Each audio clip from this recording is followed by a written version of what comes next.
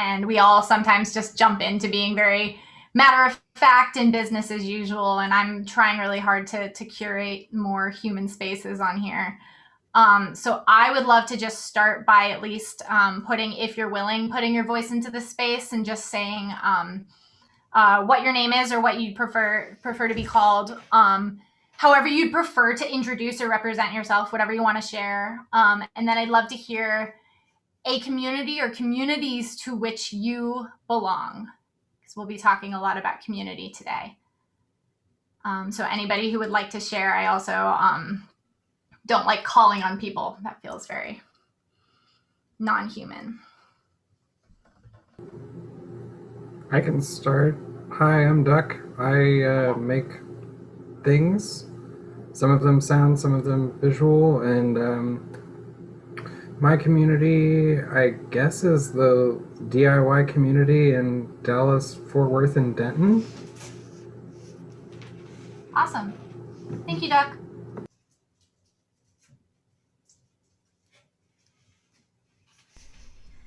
My name is Amanda Forrest. I am a clarinetist, but I'm also getting into recording and a little bit of improvisation as well. My community would be, I guess, the clarinet community as well as the wind instrument community and music education community in Winnipeg, Manitoba, Canada. Thank you, Amanda.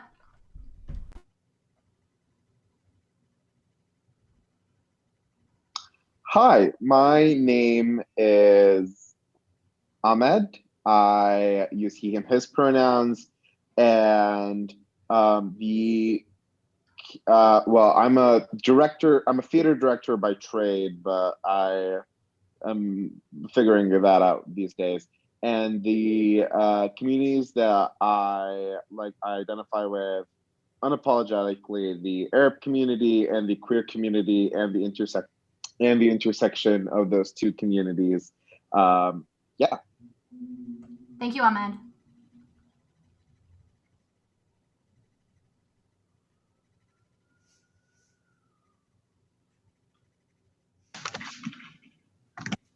Hello. Is this thing on? Okay, good. We can hear you. I'm Julian. Usually I'm a conductor. That's not possible right now. But I still make music and do various online projects. I'll be a part of the student community soon because I'm starting school again in January at Boston Conservatory, which is wild. But also recently, I've been part of the community of live streaming musicians on Twitch. I'm sure a lot of people know what that website is. But like, you can also stream music, and there is a very robust community there of a lot of different genres and people. It's very chill. Thank you, Julian.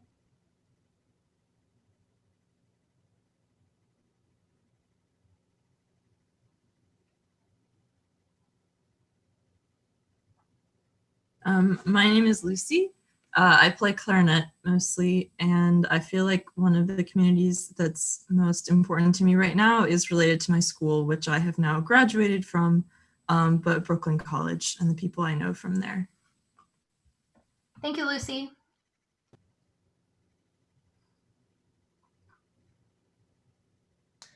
My name is Seamus. I'm a flutist, composer, and also maker of noise on other things that make noise. And musically, I'm part of a community that's somewhat attached to the Department of Music at Brown University, although I'm not there currently. I'm on leave from it, but I'll be back there, and I'm connected to a lot of musicians through that. And then also from earlier and from currently connected peripherally to various music scenes in the St. Paul, Minneapolis area, which is where I live. Thank you, Seamus. I'm Lara. I'm a bassoonist and audio engineer, and the communities that I'm a part of currently are, I guess, my school, the Peabody and Hopkins General Network, but also the musical theater scene in Baltimore and Maryland in general, and also various music scenes in like the northern suburbs of New York City, because that's where I'm from. So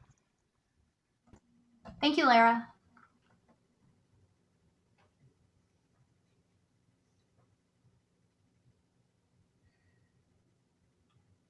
I guess I could introduce myself. I'm Dan Waldron. I'm an oboe player. If I was going to talk about a community I was in, I'd say the last few years I've been part of a community of orchestral freelancers here in Edmonton, which is not a large group, but has a lot of people from some different points of view, including some people who aren't really orchestral freelancers, but are more involved in other kinds of music who've become associated with that group, which has been pretty cool. Thank you, Dan.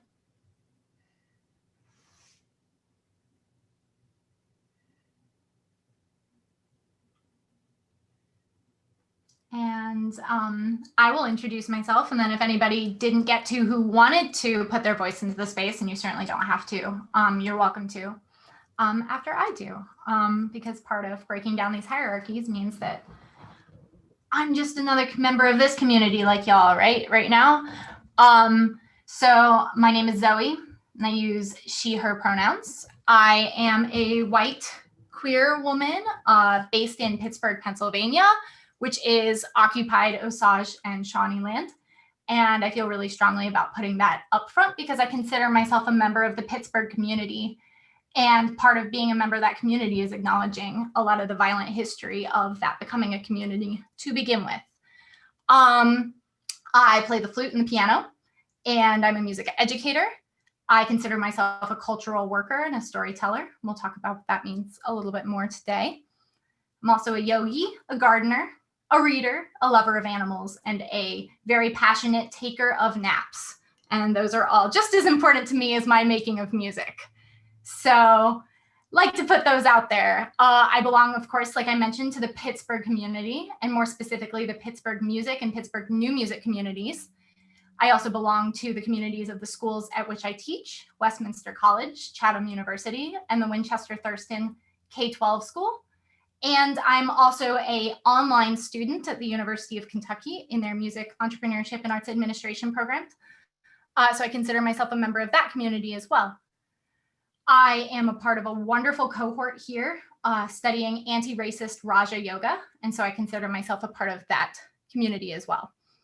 I am deeply invested in the intersection of classical music and community care or collective care. And so that's what we'll be talking a lot about today.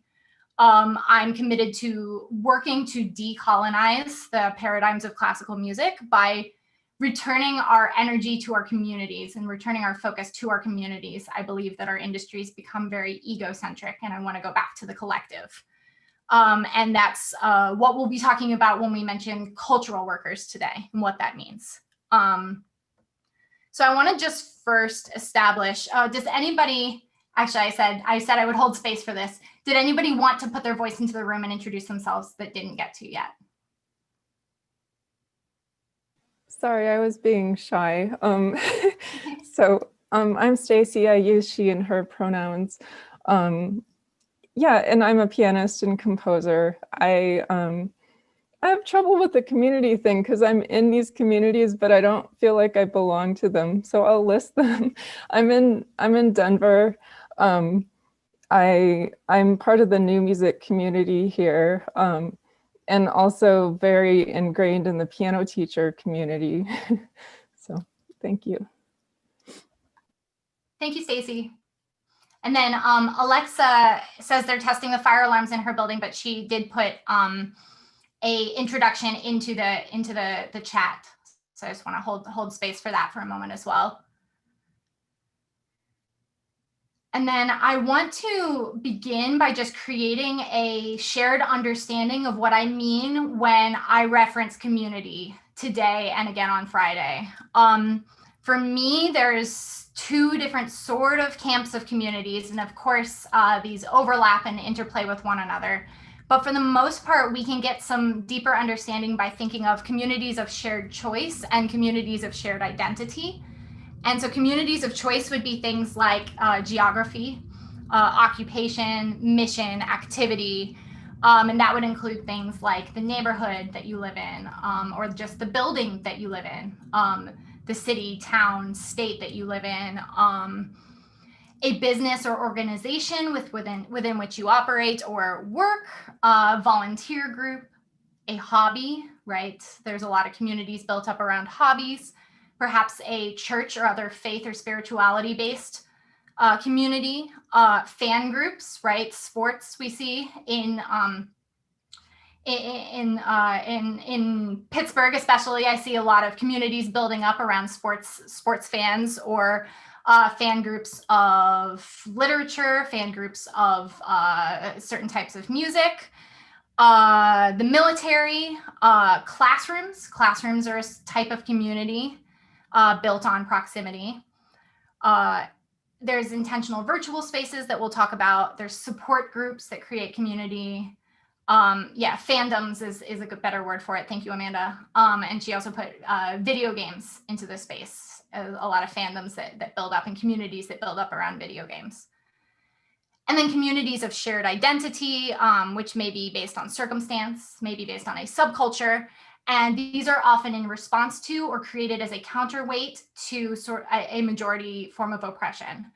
So these would include like the queer community, BIPOC communities, trans community, disabled community, and then within those, having, for instance, Black American communities, an autism community. There's many immigrant communities, right? And within those, you can get more specific, Lebanese American community. So thinking about these sort of communities that come up. Families are a community, both chosen and birth families, right? We create communities around those. And then when I talk about community, I am talking about a community based on 3 understood guidelines. I'm trying to work on not using rules or laws in my language because I find that unhelpful. But 3 guidelines that almost always will inform what I mean when I talk about community. The first is that community members, so anybody who ascribes to this community or is a resident of this community members are the best experts on the community in which they live or exist. All community members have skills, abilities, and/or talents that they can contribute to the community. And a strong community is built upon the talents and resources of all of its members.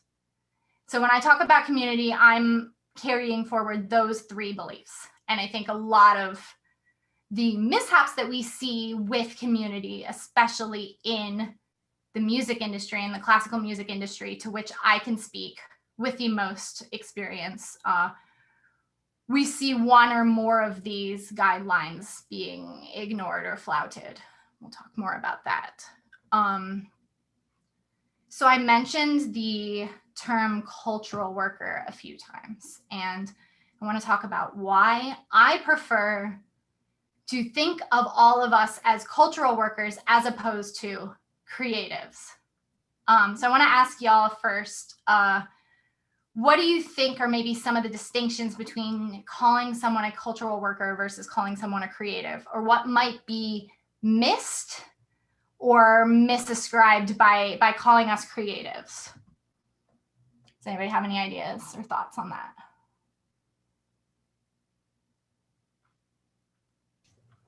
I would say calling us creatives really is ascribing to the stereotype of the like old white guy composer genius who has an idea in isolation and isn't necessarily that idea, that brilliant composition is attributed only to them and not to the community from which they drew their ideas.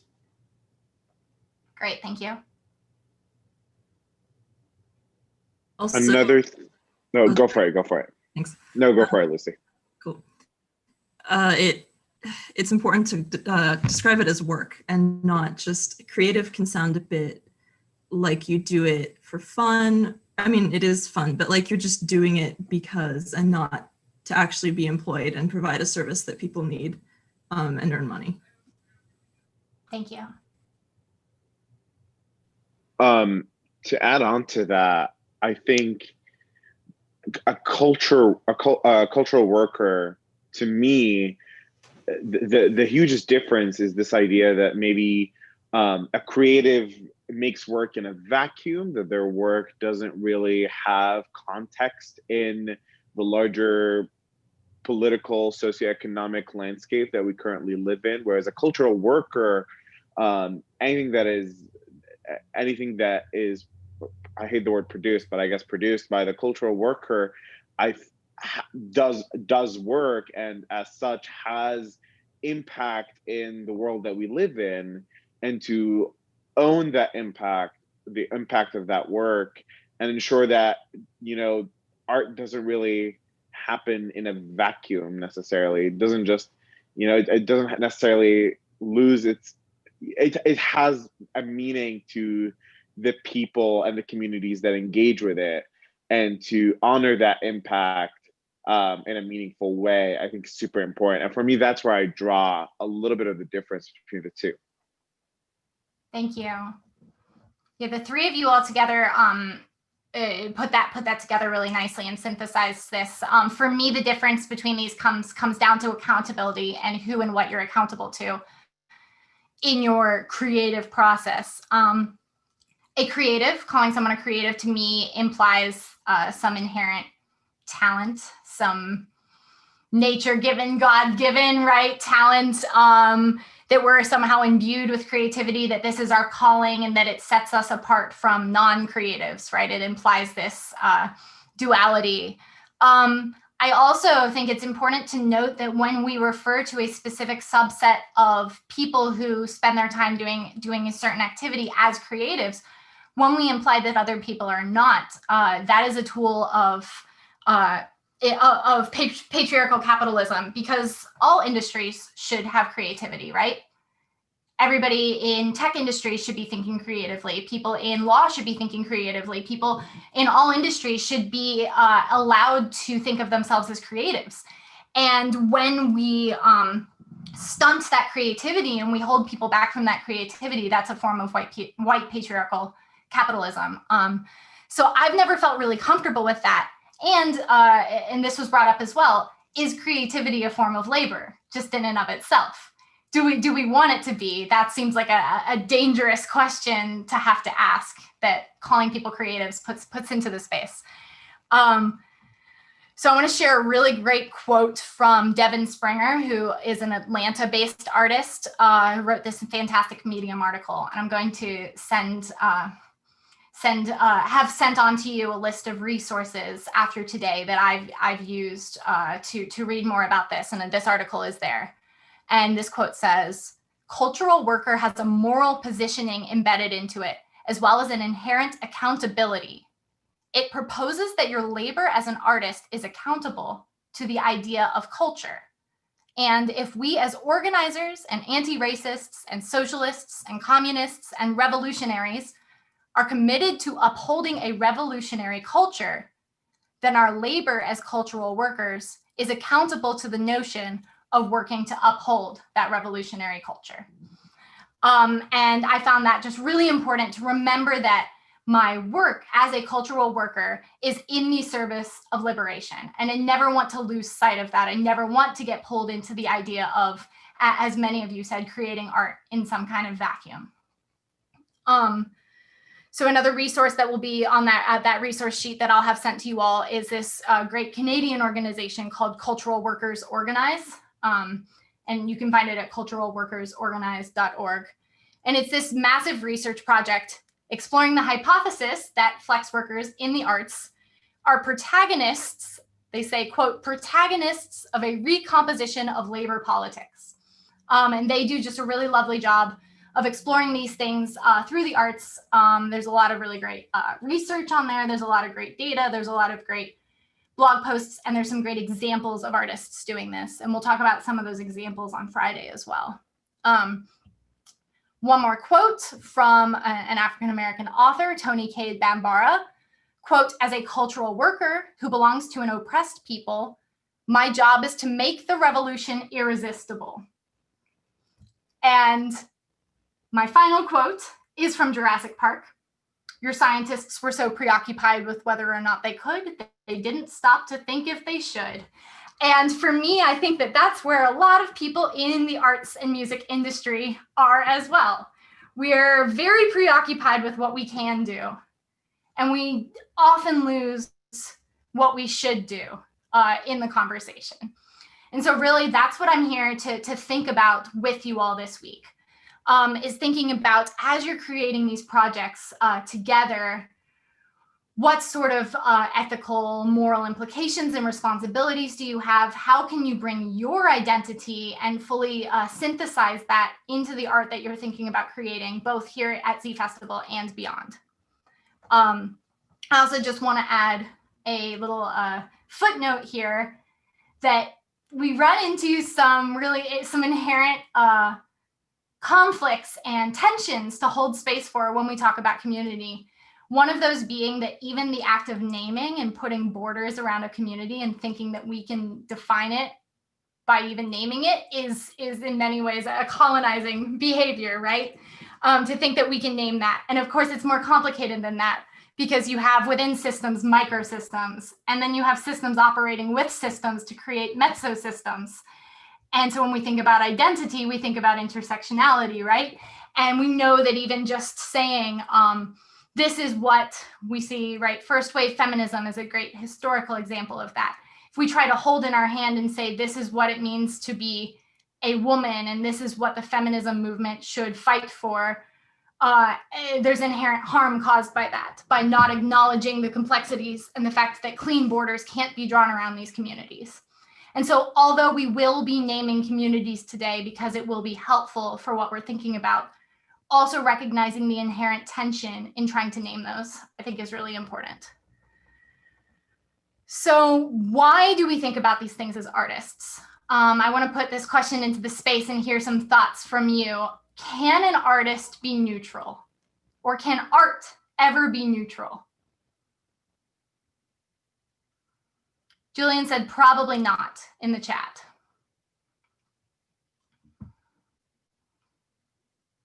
Why not? I see a lot of shaking heads. Why can art not be neutral?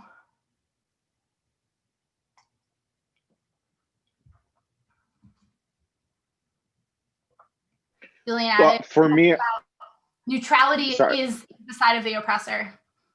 Go ahead. I'm thinking about neutrality as, well, a sign of the oppressor, but also the idea again that art doesn't hold valence in this world, when art is made, it doesn't change the world around it.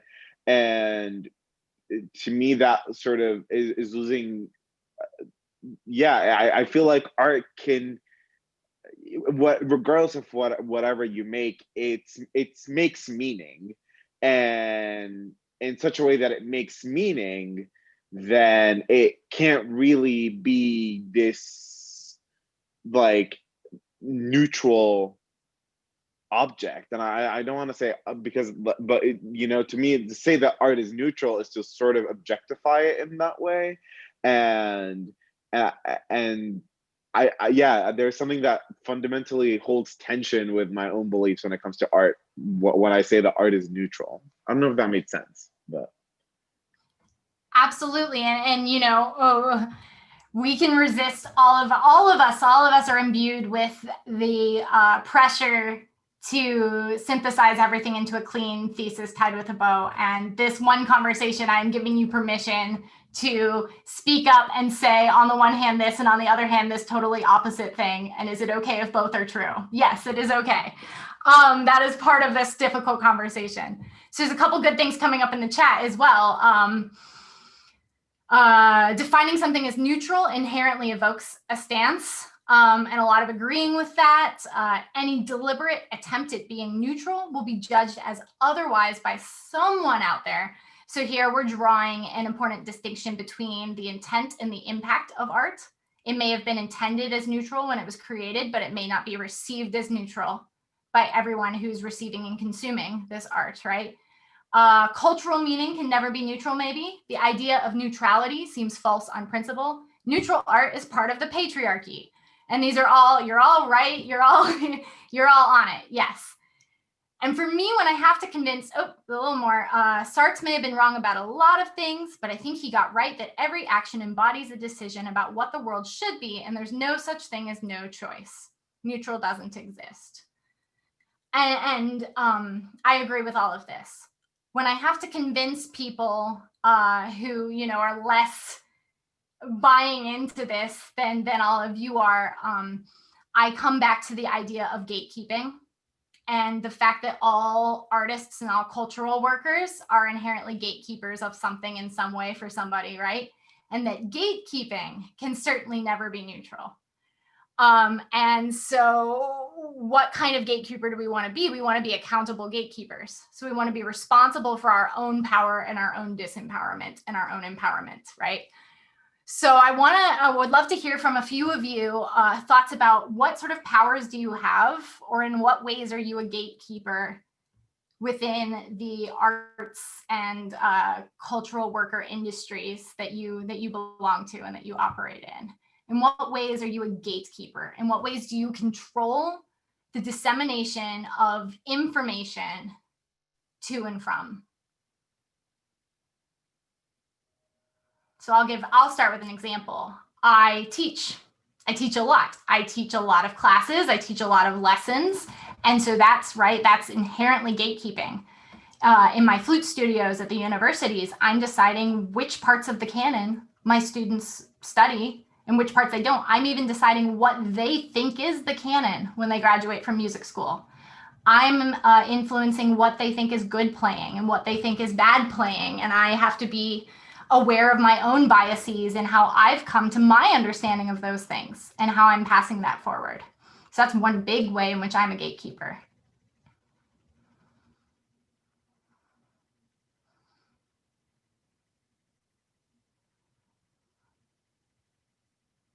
Julian says that as a conductor, he has a lot of control over what works get played, which composers get performed, and who gets to play in orchestras at school. That's a big one, absolutely. Anybody who's involved in programming, right? That's a big form of gatekeeping in our industry. Going off of what Julian said, since I've spent time at the same college as him. Oh, sorry, were you saying something, Julian? No, that was an accident. Okay. Yeah, I don't think I've had as much stake as Julian, since I haven't been like an orchestra director or anything, but definitely like music is not a super popular major at Brown. So I have, in what my activities are and what my artistic practice is, when being among social groups that are not among music majors, that gives an idea of like what someone needs to do in order to be like a legitimate student of music, as opposed to just a musician, which I mean, most musicians on campus aren't music majors. So I'm sort of contributing to that mystique even without intending to. And then also having been in positions as a teaching assistant or a research assistant, helping, literally structure classes and decide what's in the classes or not. I haven't been in educational positions that much, but to the extent that I have, it's very clear that like that is gatekeeping all the way down. Absolutely, thank you.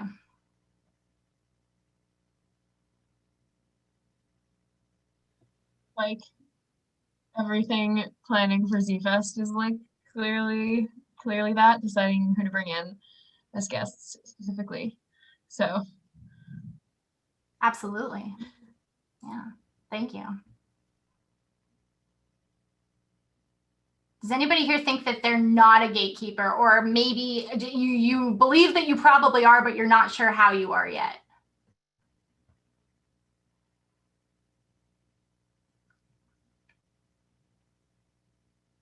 Okay, yeah, so all of us in some aspect, within the music communities and music industries to which we belong are gatekeeping. We're controlling what information flows and in what direction it flows and how quickly it flows and through what bias filters it is flowing.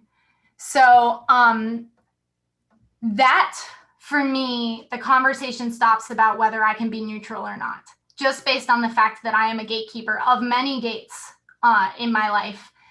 It indicates to me that I cannot be neutral, that everything that I do, everything that I choose to let through that gate or not let through that gate is either working to reinforce the status quo or challenge and work towards dismantling the status quo. And so holding that forefront in every decision that I make about teaching, administrating, performing, programming, empowering, communicating, sharing, marketing, right, has to pass through that knowledge first. So I want to think about the different ways that this is represented in the current paradigm of how we've structured the arts and music industry. And something that's come up a lot in the age of COVID-19 is art essential? Essentials become a different buzzword than it ever was before, right? With the prominence of essential workers and how that was legislated for. So is art essential? Let's type in the chat, yes or no. Do you think art is essential?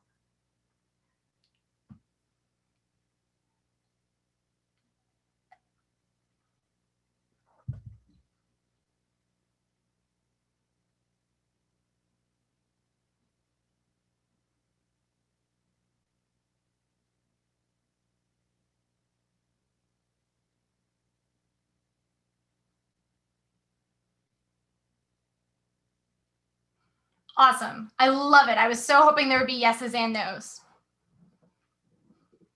Yes, yes, yes, yes.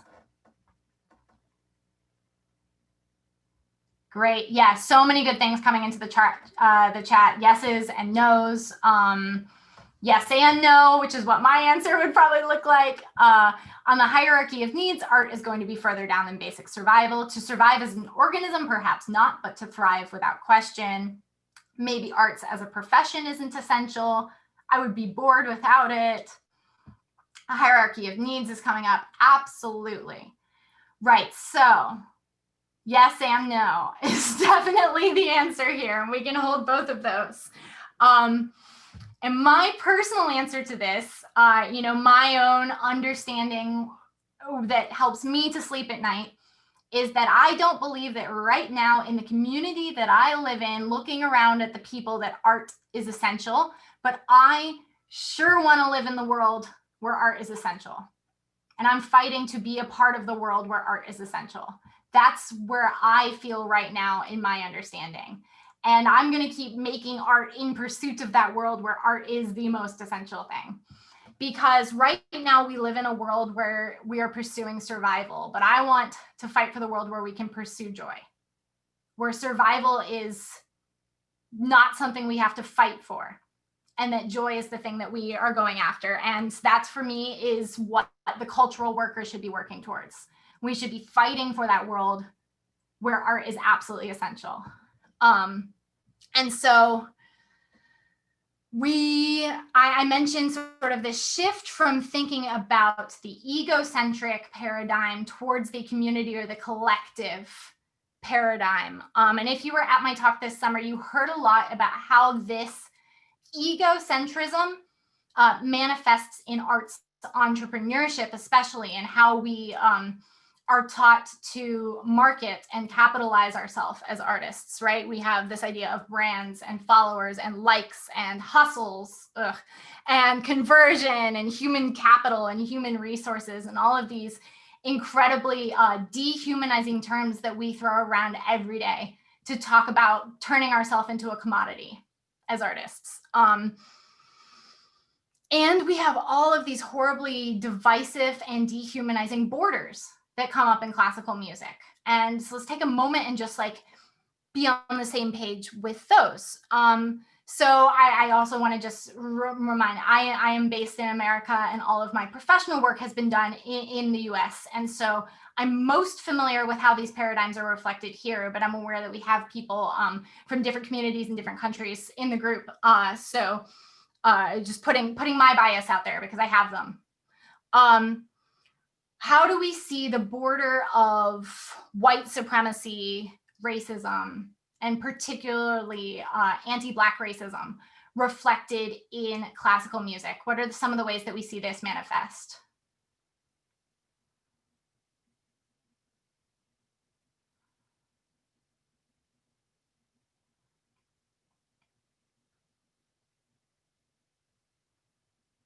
not being able to name people not being able to name Black classical composers, whitewashed programs, all programming ever.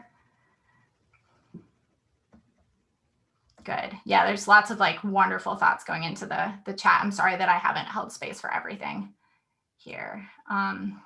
Good. Yeah.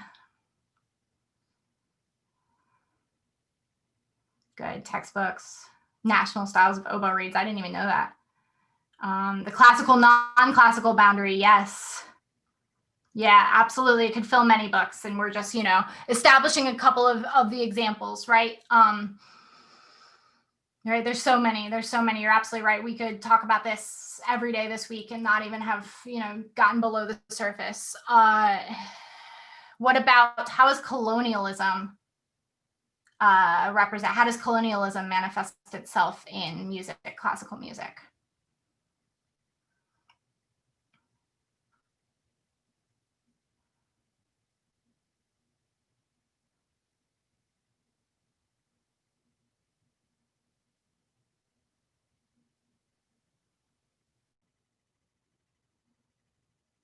Basing music on skill and talent when acquiring skill is based on privilege.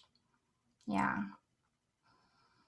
Those who are lighter are able to engage in institutions and perpetuate gatekeeping against people who aren't as privileged. The idea of Western music, absolutely. Yep. Absolutely. Let's talk about, I teach a class at Westminster College that is called ethnomusicology. Yeah. Gross, right? I teach a class that we named everything but white Western European music. Yeah.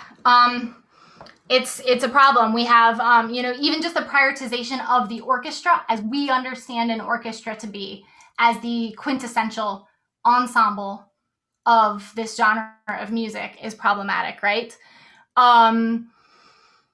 Most outreach programming is pretty problematically colonizing, right? How we use the word resources when we talk about diversity efforts in music, like that word resource as being a resource for white people to go learn about not white people, or for men to go learn about not male people, or right? Like the way that we use this idea of resource is very colonizing. How do we see patriarchy and cis heterosexism represented or manifesting in our industries? Yeah, thank you. Seamus is saying that's not actually what ethnomusicology means, but it's what we mean when we put that into a curriculum, right? It's not what my class looks like.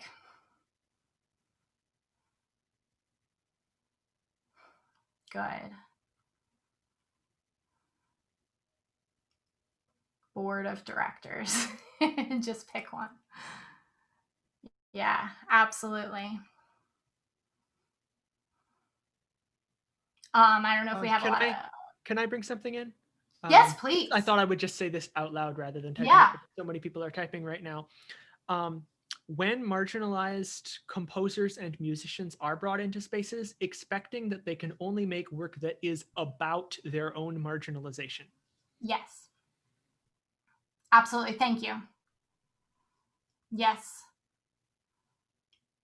Or expecting that all they will want to or should educate or teach or workshop on is diversity and inclusion, right?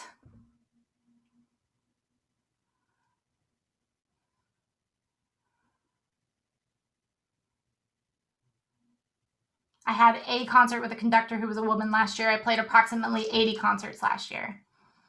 Piano teachers are still posting on Facebook asking for good pieces for boys or for girls. Yeah, absolutely. I don't know if we have opera people here, right? But we could do an entire week on gender roles in opera, right? Casting in opera. We could talk about gendered dress expectations, gendered behavior expectations on the stage, in the classroom, right? Absolutely. The behavioral ascriptions that we have. How does ableism manifest in the classical music industry? So I had a neck injury a few years ago, and I couldn't tell the people I was working with because I wouldn't get hired back if I admitted to having an injury. Thank And you. and it's like a minor thing. Like there's people who suffer Yes. way worse. Thank you for When I sharing. actually, yeah, when I was about 10 years ago, I sang I sang a one-off gig at Carnegie Hall. It was one of these things where they brought a bunch of choirs in from out of town and then hired ringers from around New York to kind of punch up the sound. Weird thing. Anyway, I had broken my ankle, and so I performed in that concert. I got wheelchaired on and sat on a stool. The conductor seemed super grateful that I was there, but they never contacted me again about singing with them, even though that injury was done for a couple of months later.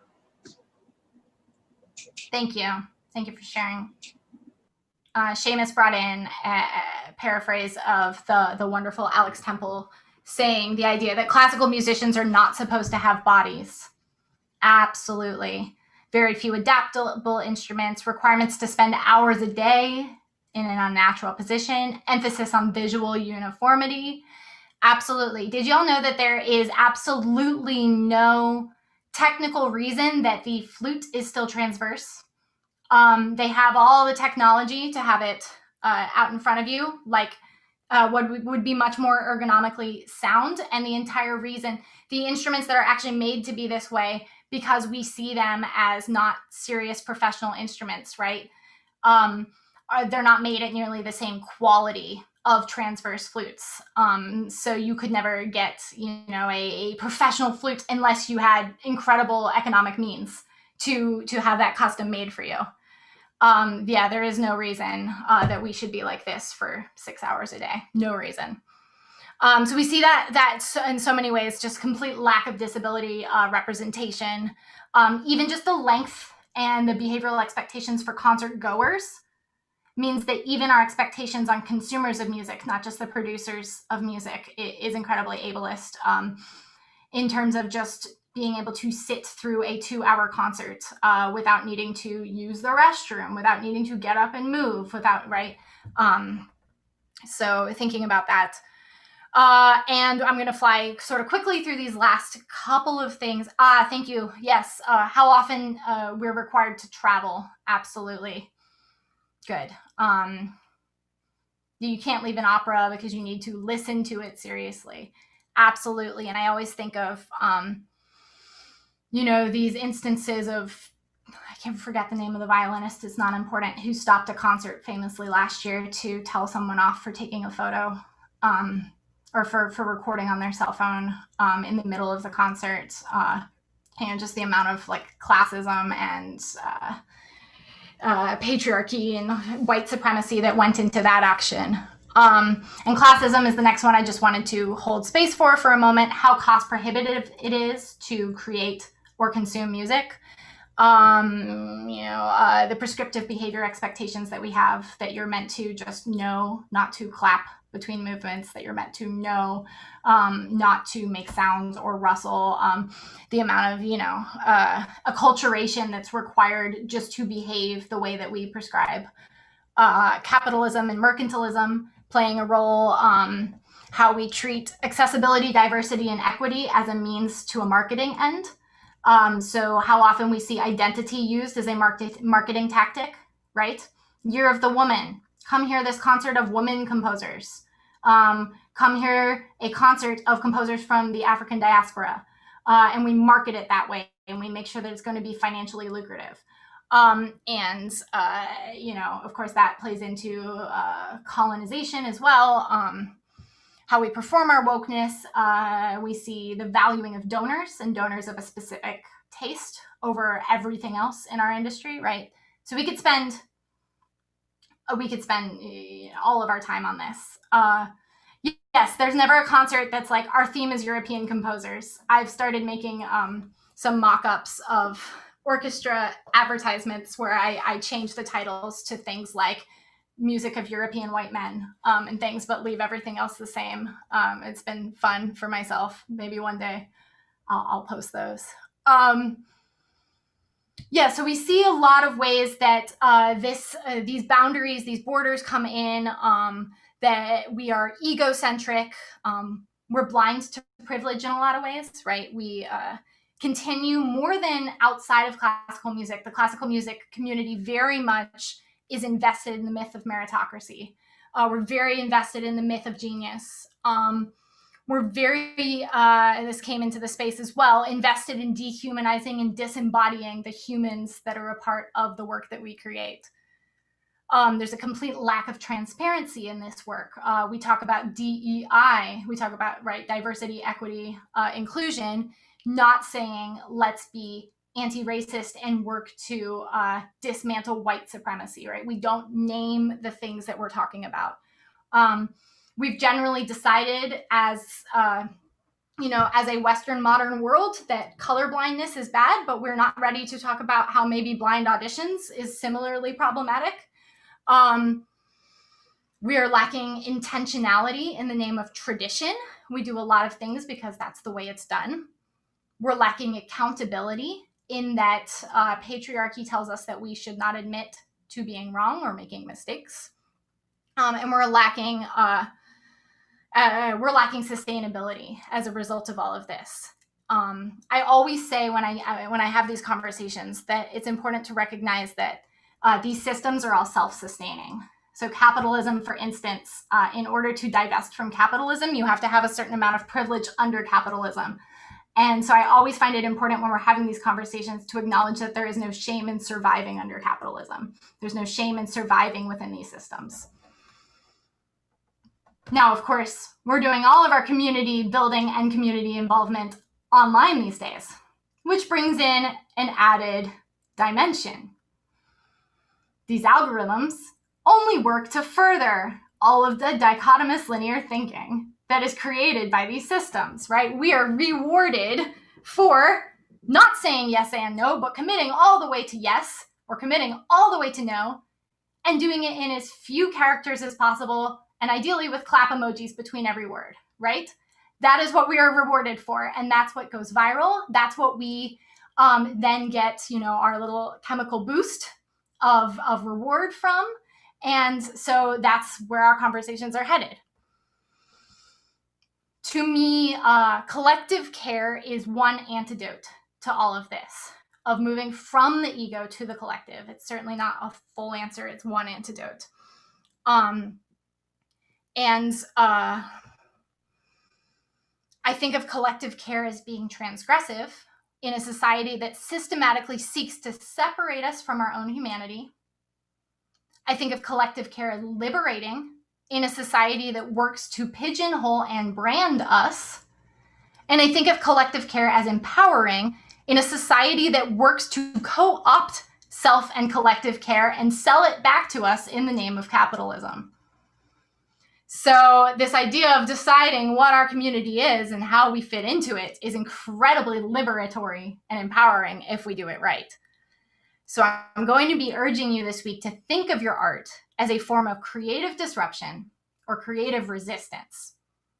So what I'd like you all to do before we meet again on Friday, and on Friday we're going to be taking this framework and thinking of how to apply it to your art. So before Friday, I'd like everybody to take a little bit of time to try to write out a culture work statement. So you've probably all had to write an artist statement at one or many times. I want you to take that and pivot and think of a cultural work statement. So the statement will include what your commitment to self and or collective care may be.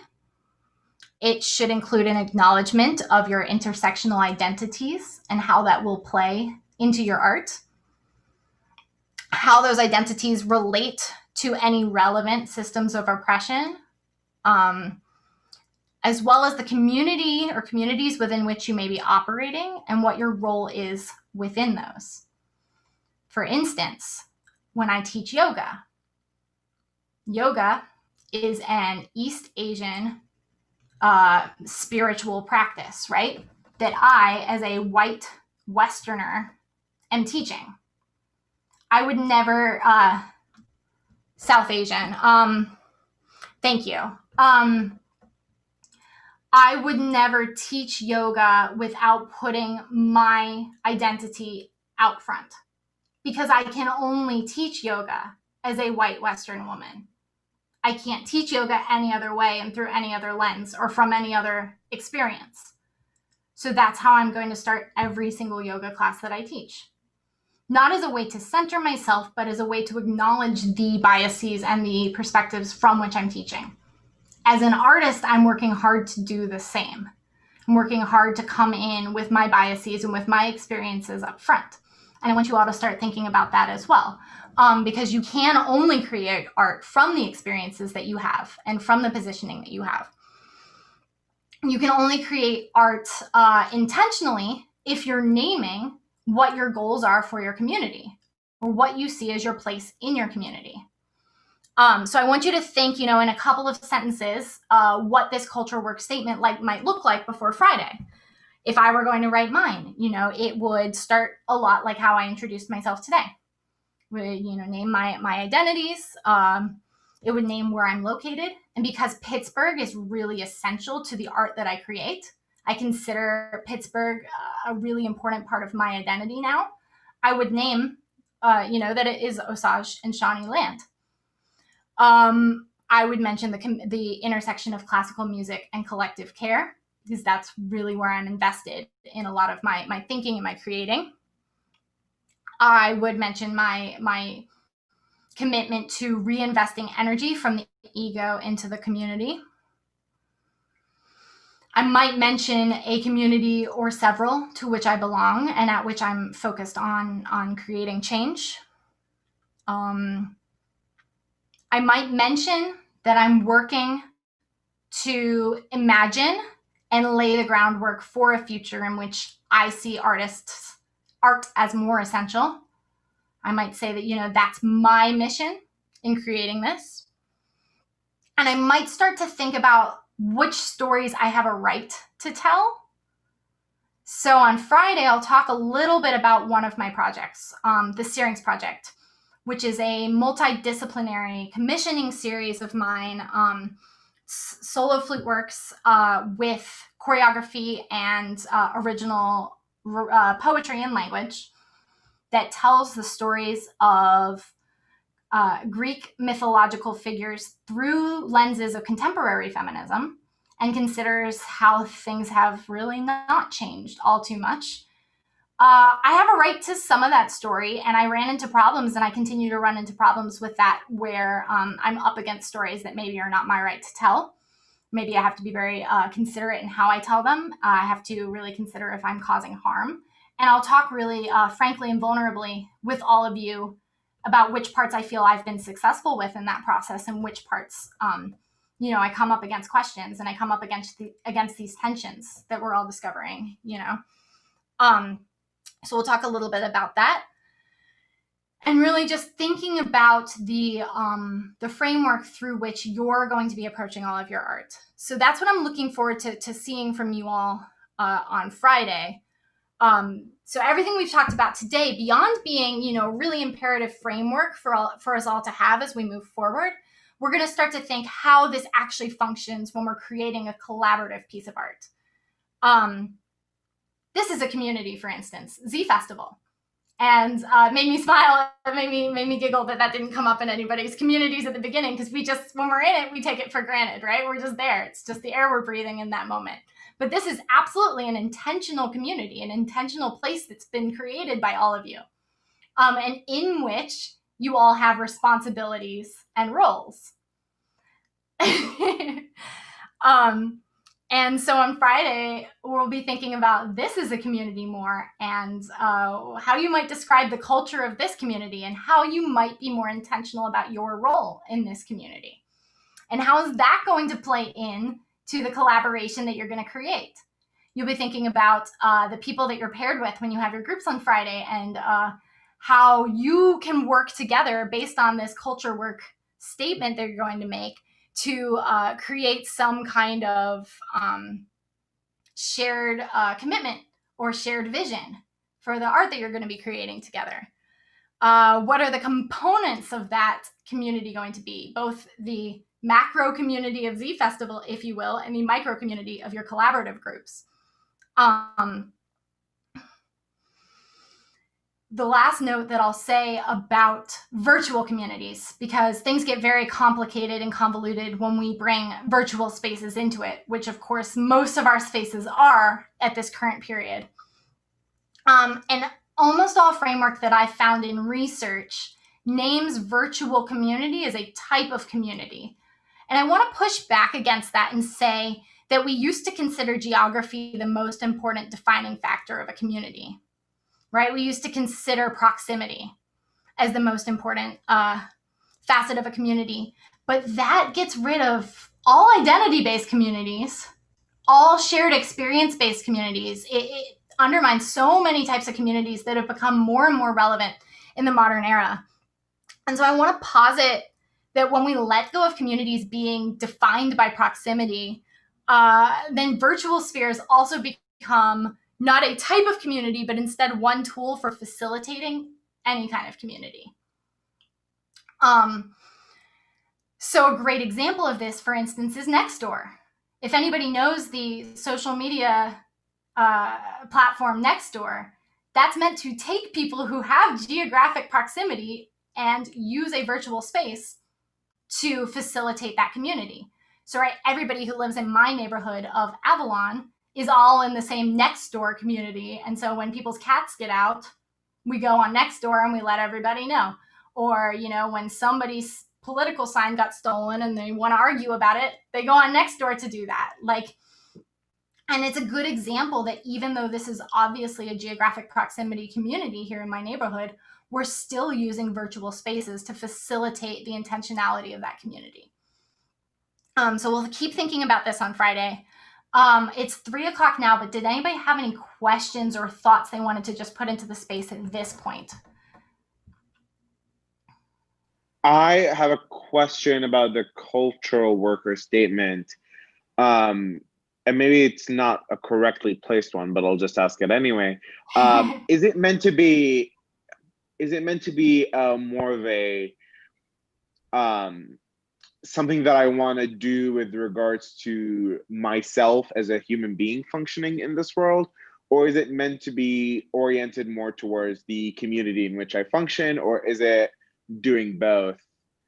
Because I've done anti-racist theater training in the past where we've created sort of these anti-racist theater statements, and Nicole Brewer, who is a wonderful person who everyone should check out, I remember there being such an emphasis on it being, how do you work on yourself as on a personal level in terms of your own anti-racist practices before directing those towards a specific community. And so I'm wondering if you had any thoughts about that.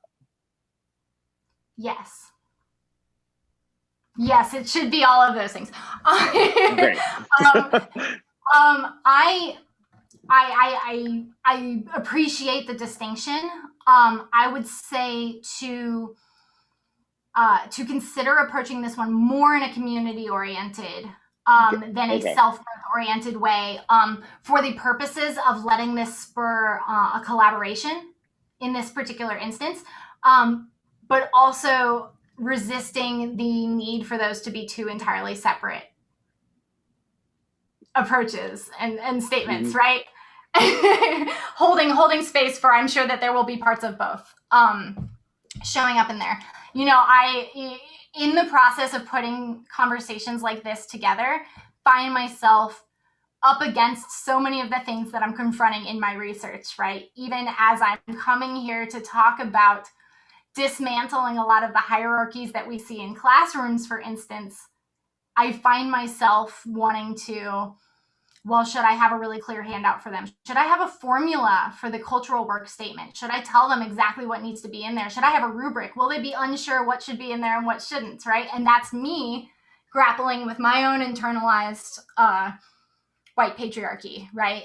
Telling me that I'm supposed to have this all figured out and labeled and in steps. And I would say one way to think about it is the artist statements that you've all written have probably been more focused on what it is that you do.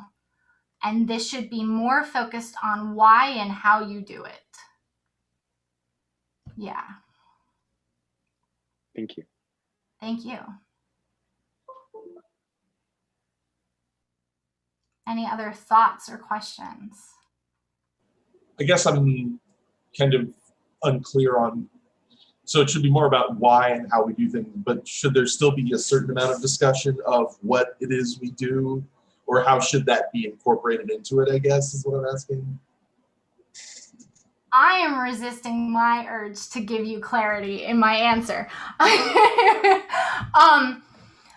would say, so if this seems really daunting, sit and think about how you would name your identities and how you would name your mission and values as an artist, and start there. And it's probably impossible to not name what it is that you do in pursuit of naming those things. I would absolutely say that I use my experience at playing the flute as one conduit for doing the work that I do. But I personally do not introduce myself as a flutist anymore. And that's my personal choice, but yeah. How do you introduce yourself then? Well, today I think I said that I was a storyteller and cultural worker who uses flute and teaching and empowerment to X, Y, and Z. Mm-hmm.